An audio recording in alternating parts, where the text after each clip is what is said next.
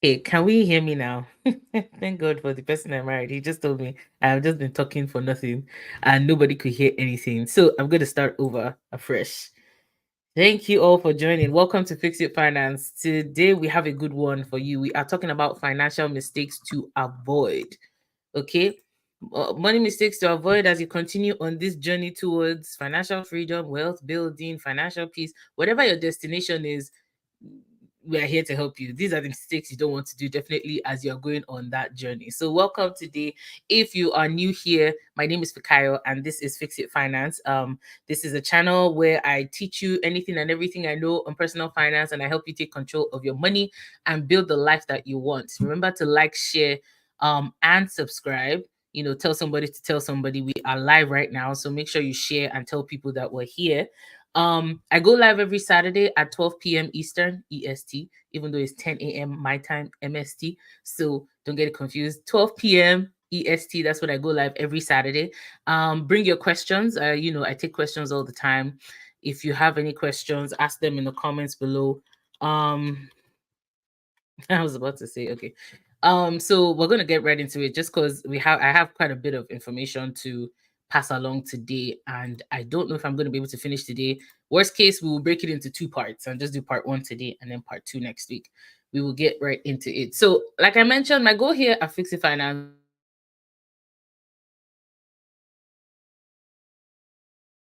is to, help finance.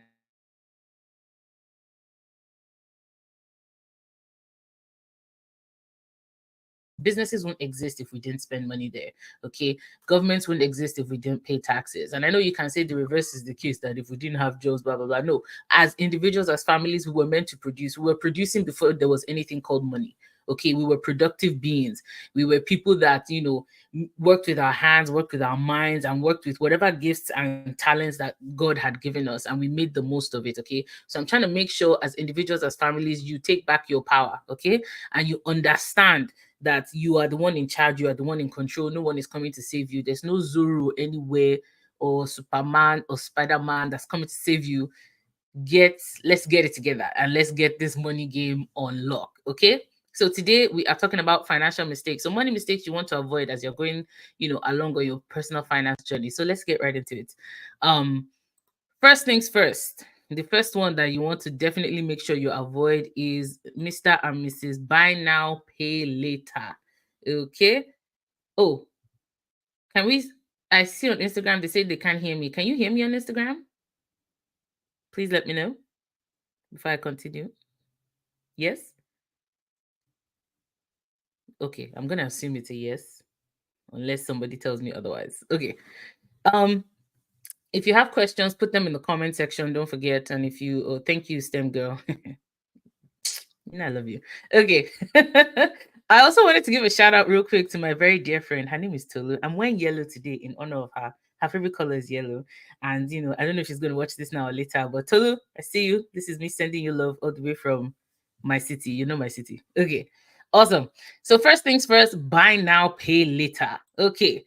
You definitely want to avoid Mr. and Mrs. Buy now, pay later. It's so popular these days.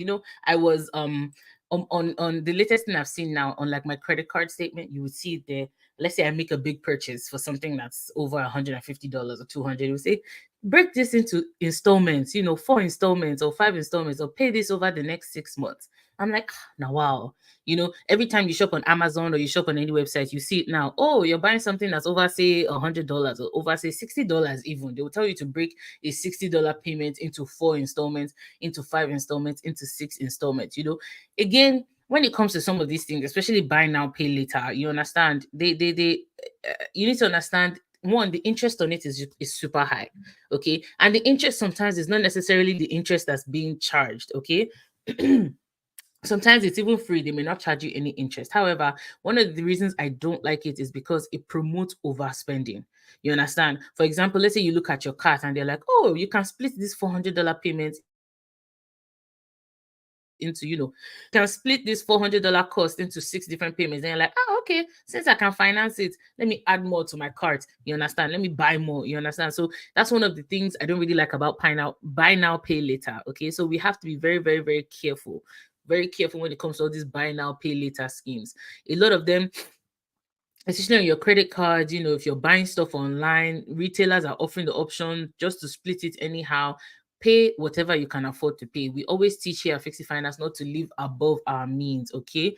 Over consuming. Last week, if you were here, we talked about, finding contentment in a hyper consumer world, okay? How everything around us pushes us to consume and take and eat and eat and eat and take more, consume, consume, consume. We need to be very, very, very careful of that to make sure that we don't over exert ourselves. Okay, we need to make sure that we are not over consuming. Okay, so buy now, pay later. One of the things I don't like about it is that it promotes over consumption. Okay. The next thing I wanted to talk about, so we're talking about financial mistakes you definitely want to avoid. Okay, one of the other things that we do a lot, especially when we don't know better, is using credit as an emergency fund. Okay, using any form of credit as an emergency fund, your credit card, your line of credit, your home equity line of credit, they are not an emergency fund. And the bank markets it to us that way. They market it to us that, oh, have a line of credit for rainy days, have a credit card for, emergency fund. You never know when you have to do this or that and the other thing. A credit card, a line of credit, a home equity line of credit, any form of credit is not an emergency fund, okay? And as much as possible, we should not treat it as such. Don't get me wrong, if you're still in the beginning phase of your personal finance journey, so when I say beginning phase, you're just starting to get on a budget, you're just starting to put things together, you're just starting to, understand how your finances work, what is coming in, what is going out, with how you're spending your money, how your money is flying in and out of your account. I get it if you're relying on credit for emergencies, okay? But don't stay there. Make sure you improve your finances to the point where you can save your own money and have your own money as an emergency fund, okay?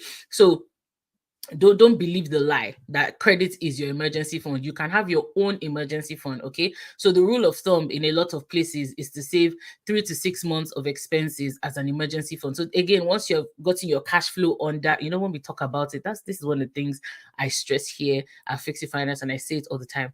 Again, resist through the help of the Holy Spirit. Resist the temptation for anything to lock your cash flow. That thing is so vital. Your cash flow is your most important asset, okay? Everything else is by the wayside. Protect your cash flow at all costs. Anything that wants to arrest your cash flow, resist it by fire. Anything that wants to take your cash flow and hold it to ransom, that wants to take you in the form of payment. When we're talking about buy now, pay later, that's one of the things I don't like. You're going to now say, okay, instead of me paying the full thing now, I will be paying you for the next 6 months. Now, for the next 6 months, you now have full access to my account. You now have full access to my finances. You now have I've given you room to come in and do as you wish in my finances. Absolutely not. Okay. So when it comes to credit, same thing.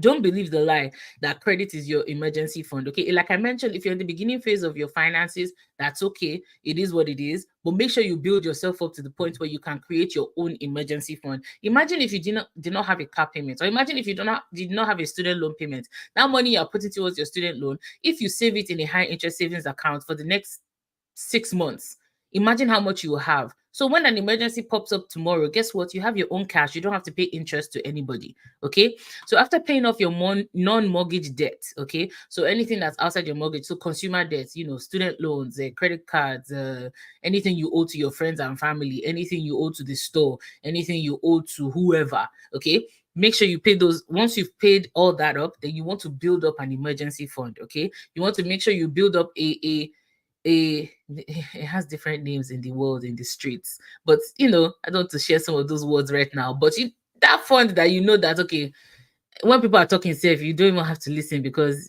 you're okay, you have your own money, you understand? Okay. The rule of thumb is usually 3 to 6 months of expenses. So whatever your expenses are in a single month, multiply that by 3 or by 6. I even know people that have 12 months of expenses saved up, just sitting in an account, such that God forbid if they lose their job, or they have to go on maternity leave, for example, or they have to go on whatever, they have 12 months worth of expenses, 6 months worth of expenses, 3 months worth of expenses, sitting down in an account, just chilling, ready to be accessed whenever the time calls for it. Okay. And be careful. This money is not necessarily, this money is not meant for investing. Okay, that's one thing a lot of people get confused about. It's not meant for investing. It's supposed to sit there and just remain idle. Okay, you can put it in a high interest savings account. So for example, Wealth Simple, EQ Bank. There's so many banks right now that are paying upwards of 4%. Some of them are paying 4, some of them are paying 5. Just let it sit there. That's money that you can access in the next 2 to 3 days. No, 1 to 3 business days. You understand? If anything were to pop off, you understand, in terms of an emergency. Okay, so that's we definitely want to stay away from using credit as an emergency fund. And the reason is because it's a non-ending cycle. For example, you have let's say you have $10,000 on your credit card, an emergency pops happens, your tires blow out unexpectedly, the brake on your car just decided to heck, the car have a car anymore. You understand? If you have to go and put that expense on a credit card, not only are you paying for the expense, you're also going to be paying interest, you understand, on that expense. Okay, God forbid you can't pay off the credit card right away. Let's assume it's a $10,000 expense. Okay, however, if you had your own money and that money was sitting down in a high interest savings account, when the emergency happens, you take your money, you pull it out, you pay for the expense. Granted, it will pay you, but that's it. It's done, it's over. As opposed to putting it on credit and you're still paying it 6 years down the line, you're still paying for an emergency that happened in 2004. Okay, 4 is far, but you know what I mean. Okay. The next thing we're going to talk about, just when it comes to emergency funds, another rule of thumb, or one of the ones, this one I personally created, don't ask me about the science behind it, is if you're struggling to calculate or struggling to figure out, what your expenses are, I highly suggest just have a ballpark figure: $10,000 per adult in the house, $5,000 per child. Okay, and that will give you how much you need to save for your emergency fund. So if you're an individual, have a minimum of $10,000 chilling in a high interest savings account. Okay, whatever your expenses are, make sure you know it. You get, but some people are not. Especially if you're part of the fire movement and whatnot. A lot of people think having that money just sit down doing nothing, you know, is not necessarily ideal. For me personally, and for you, you need to determine what works for you as a person. Okay, so there are different options out there. I've given you at least 3. So pick the one that makes sense to you and makes sense for your situation and move on. Okay. The next thing we're going to talk about: borrowing against your home for things that go down in value. Please, please, and please, let us avoid doing this. Okay. Borrowing against your home for things that go down in value is a financial mistake you definitely want to avoid. What do I mean by things that go down in value? Things like cars, equipment, clothes, food, vacations. You understand? So, for example, you might say, how can I borrow against my home for things like that? Let's say you go to renew your mortgage. The bank proposes for you to do a home equity line of credit in addition to the mortgage. You don't need the home equity line of credit right now. So the line of credit is just chilling there. Next thing, the temptation will arise. Oh, we need to do vacation. We have not done anything this year. You carry 10,000 from the HELOC. You can't spend it. You're literally borrowing against your house to go and do Disney cruise. Okay, that's not wise. You understand? It's not a sin. There's nothing wrong if you do that. God is not going to judge you, or fire from heaven, thunderbolts is not going to happen because you spent money on a Disney cruise. However, it's just not wise. Okay. And here at Fix It Finance, we are wise people. We spend wisely. We do things with wisdom. Okay. So you definitely want to make sure you don't borrow against your house for things that go down in value. For example, people will refinance their home, pull out the cash, and go and carry a car of 60,000. The progress you've made, on your house in terms of equity, you've now taken that entire equity and you are going back to the starting line. Okay, you are taking yourself from, let's say you've reached level 3, you're now going all the way back to level 0. Okay, so that's one of the reasons I encourage people to avoid or to resist this temptation, is because it sets you back financially for the most part, because you're now taking from the progress you've made in your house and you're going to go and use it to consume. You're going to eat it. When I say eat, clothes, cars, food, all those things. It's not stuff that's going to add to you in terms of your wealth building, in terms of your finances. It's stuff that's going to take away. Okay, so we definitely want to make sure we're not borrowing against our house for things that go down in value. Be very careful of that. Resist the temptation to do so. And when you go to do things like renew your mortgage or buy a house, they always have these offers for you ready. You understand, to be able for you to take advantage of. So be very, very, very careful of that. Okay. The next one is also similar. Okay, So we've talked about this. If you watched our videos, I think it was from 6 weeks ago, the live we did. I don't remember when. Yeah, I can put a link later on once we post this video. We talked about the different ways to pay off debt. We talked about the debt snowball, the debt avalanche, and then we talked about debt consolidation, and we talked about the pros and cons of each one.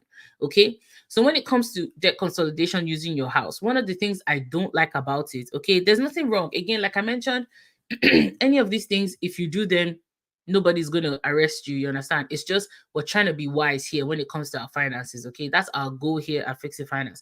We want to take back control, and part of taking back control involves using wisdom. Okay, when you consolidate debt using your house, for example, let's say you refinance your home to eliminate debt, it does not address the bad habit. So let's say, for example, you have a house that's worth $500,000. Okay, you've been paying on it, so you have some room now. Let's say now you only owe $400,000. Then you have consumer debt on this side, so your cars, your line of credit, credit cards, whatever money you owe to mommy and daddy, whatever. On this side, let's say that's $60,000. Okay, if you refinance your house and then you now pay off, you take from the $100,000 equity you have and you pay off all the consumer debt on this side. Okay, nothing wrong with that. But what happens is if you're not careful and if you don't have the discipline, or if you've not built up the discipline or learnt the discipline, what's going to happen is, especially if you keep those accounts open. So, for example, let's say you have $10,000 on a credit card, $20,000 on a line of credit, blah blah blah. So everything, when you add it up together, is that 60,000. When you pay it off, what's going to happen is, if you're not careful, 9 out of 10 people, they're going to go back and respend that 60,000. If you joined us last week, I believe it was last week or the week before, one of the strategies that we used when we were paying off debt, for example, let's say we had a line of credit that we owed $10,000 on. As we paid it until we got to zero and we closed the account. And we did not open an account for a while because we wanted to make sure we built up that discipline such that now we've had a line of credit for how long? We've never touched it. You understand? I think we've touched it once and it was for like $10. Was it $10? I don't remember how much. You understand? And that's because we went through the process. We felt the discipline. You understand? We felt the discipline. You get, it's like people, for example, that do surgery, for example, to lose weight. You understand? Now, I have no statistic or anything about this. It's just one of the things that happens usually is the people that take that route, they usually end up gaining the weight back. It's because they didn't go through the discipline versus the person that had to diet, exercise, do the whole 9 yards. That person, 9 out of 10 times, they don't gain the weight back, or even if they gain it, they can lose it quickly because they felt the discipline that came with that process. Okay, so you want to make sure you're definitely going through the process. So if you take that money from your house and pay off all the credits, what's going to happen is, if you do not break those bad habits, you're going to find yourself right back in debt again, if not worse than the first time. Okay, so as much as possible, leave the equity in your house. Okay, don't touch it as much as possible and go through the process of actually paying this off. Okay, paying off the credit cards, paying off the student loans, paying off the line of credit. Okay, because it's just better for you. Okay, again, this is the easy way out. It's just, if you don't work on those bad habits, if you don't learn to live on less than you make, if you don't learn to say no to purchases and say no to things, you're going to find yourself right back in debt once again. Okay, there's a comment here on Instagram. It says from Femi. Hi Femi, good evening, sir. Well, afternoon, I don't know what time it is in Australia. Okay, it says some time ago talked about, okay, it says some time ago you talked about taking control of your finances. Yes, we talk about that every week. When it comes to retirement, do we need to have a fully paid off mortgage? And how realistic is it in this high interest environment? Okay, so when it comes to taking back control of your finances, I think we mentioned that every week here at Fix It Finance. That's one of our goals here, is to help individuals and family take back control of their finances. Okay. Um, when it comes to retirement, can you have a fully paid off mortgage? Yes, you definitely can. Okay, you definitely can. And it involves a few things. Okay, so for example, if you overbuy in house from the beginning, okay, so here we talk, and we've been saying this for the past couple of weeks. There's this concept that's in North America that I find fascinating, where we say, oh, this is a starter home. I don't understand what that means in terms of starter home. I don't understand. So there's starter home, then there's a medium home. I'm just making a joke here, okay? Because we need to understand if we buy within our means, okay? And when I say within your means, just because all your friends are rushing to buy $800,000, $1 million homes does not mean you should do the same, okay? Especially if your 3 bedroom house is still workable for you, okay? Don't put yourself under the pressure to go and buy a massive home, okay? If in fact we live within our means, okay, the average mortgage, right, I'm going to use Canada as an example. The average mortgage is 25 to 30 years, okay? I don't think there's any North American country that does over 30 years. I could be wrong, okay? You take that time. So let's assume you buy a house in your 30s. The chances are by age 60, 65, you've paid that house off, okay? Again, this is just status quo, all things being equal. You buy a house at 30, okay, on a 25 or 30-year mortgage. By 55 or 60, that house is supposed to be paid off, okay? Even with high interest, okay? Because it's amortized with that time. What happens though, okay, as people continue on their financial journey is, for example, they refinance their house just like we were talking about, and then they carry all the debt from that they've paid on their credit cards, blah blah blah. They carry it and they put it on that house. So whatever progress they've made in payments, say for the past 5 years, they wipe it out in one transaction.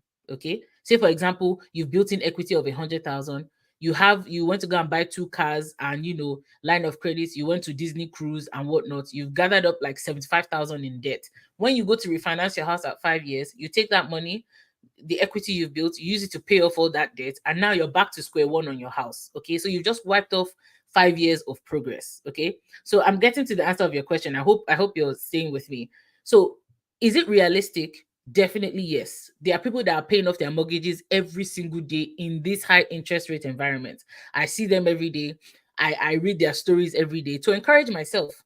No, I've mentioned it on this channel. My husband and I, you know how we talked about, I think it was the very first one we did, setting net worth goals. We have net worth goals for when we want to finish paying off our current home. Okay. And it's part of the reason we have not yet upgraded to a bigger home, because we're considering, does it make sense? One of the things I find fascinating in Nigeria, you will see a family of 5 living in 2 bedroom apartments, and they will live there for 20 years and everybody will be comfortable. You understand? So I guess I'm not saying live in a 2 bedroom apartment. That's not what I'm saying. What I'm saying is, let's make sure we are not moving at the speed or dancing to the beat of other people's drums. Okay, if we buy a house that makes sense for us as a family, as an individual, that okay, we can stay in this house, comfortably pay off this house based on what we earn and whatnot in the next, based on the mortgage, if you, whether it's 10 years, 15 years, 20 years, 30 years. Okay, that's what you want to do as an individual, as a family. That's how you take back your control. Okay, so therefore, whatever happens in terms of interest rates outside, it does not really matter to you. House, you didn't over consume, you didn't overbuy when it comes to your house.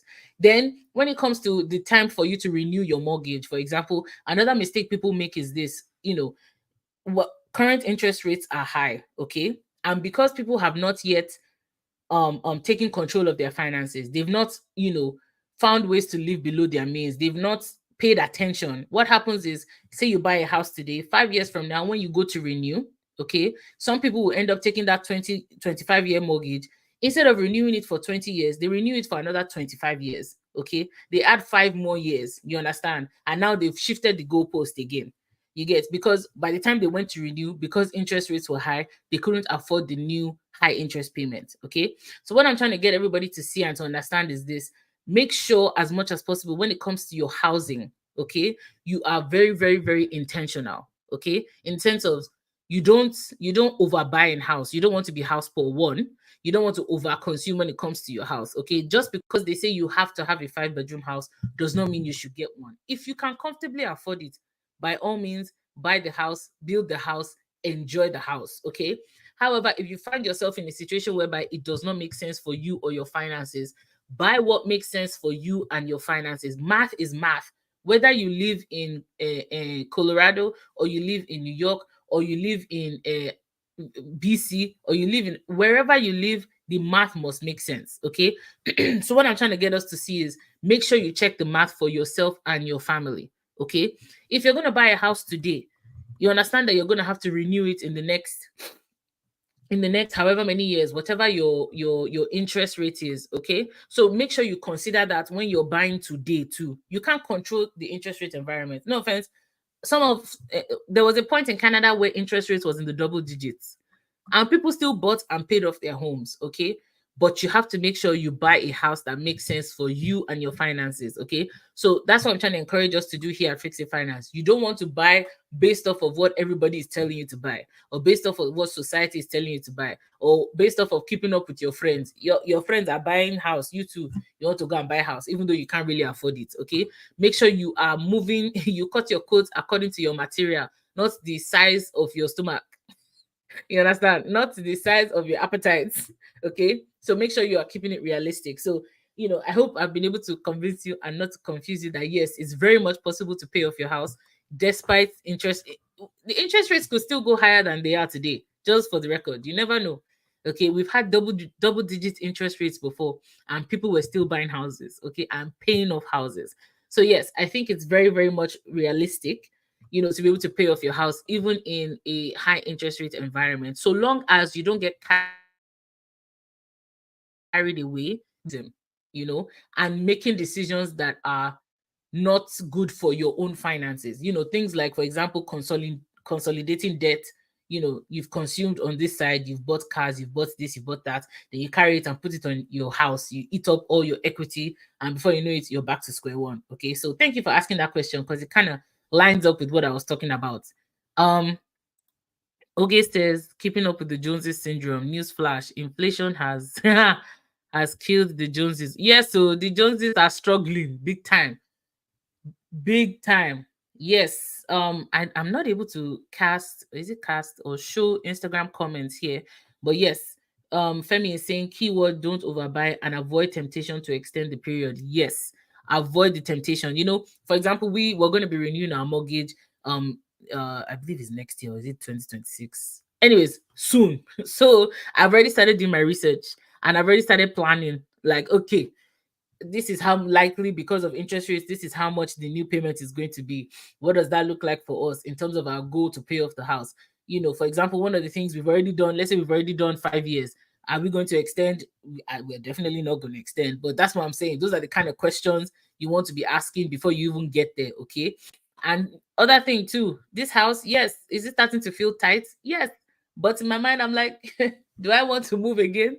Do I want to go and set myself up and start? Do you understand? Again, those are the kind of questions you want to ask. Okay, so you don't overbuy, and you want to make sure you avoid the temptation to extend the period and eat up your equity with debt consolidation. Okay, using your house, or for example, using the equity on your house to buy things, go on vacation. You deserve a vacation to Disney. I don't know why I keep using Disney, because I saw someone ask a question recently. They wanted to spend, Jehovah Nisi, $50,000 on a Disney vacation, and I cold sweats. If you can afford it, have fun, enjoy. I send pictures. In fact, make a dedicated Instagram page for that vacation so I can live vicariously through you. Nothing wrong if you can afford it. But if you can't afford it, that's where my issue is. You understand? Because a lot of people that can't afford A are trying to do A. If all you can afford is C, do C, enjoy it with your full chest and move on. Don't be comparing yourself to the people that can do A. You understand? Find your, again, like I mentioned, there's nothing wrong with ambition. You definitely want to move up the ladder if you can. But for wherever you are, find wherever you are, enjoy wherever you are, and don't put yourself under unnecessary pressure. Okay? Because of time, I will wrap it up here. I only did 3 out of like 10, no, 4 out of like 10 points, or 12 actually. So we're gonna stop here, and we will continue next week. Thank you for your questions. Thank you all for joining, and thank you for your time. To my ones and to everybody, guys, more than you know, it's so nice seeing you guys on Instagram, on YouTube, and on Facebook. Thank you for joining. Thank you for the comments. Thank you for the questions. See you again next week. I go live every Saturday at 12 p.m. Eastern, and join with your questions. We're going to continue a part 2 of this. This was part 1 today, and we'll take it up from there next week. Have a wonderful Saturday and enjoy the rest of your weekend. Thank you for joining us. Bye.